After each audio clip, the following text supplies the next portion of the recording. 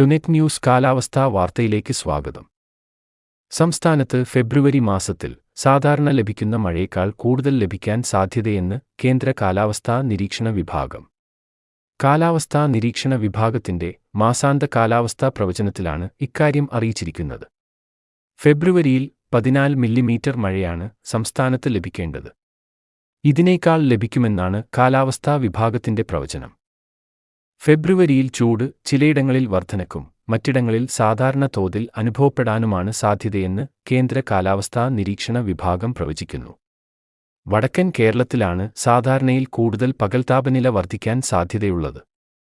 അതേസമയം മധ്യ തെക്കൻ കേരളത്തിൽ പൊതുവെ സാധാരണ ഫെബ്രുവരിയിൽ അനുഭവപ്പെടുന്ന ചൂടിനാണ് സാധ്യത.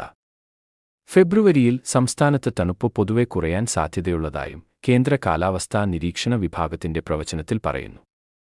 കാലാവസ്ഥാ വാർത്തകൾ കൃത്യമായി ലഭിക്കാൻ ചാനൽ സബ്സ്ക്രൈബ് ചെയ്യുക. നന്ദി.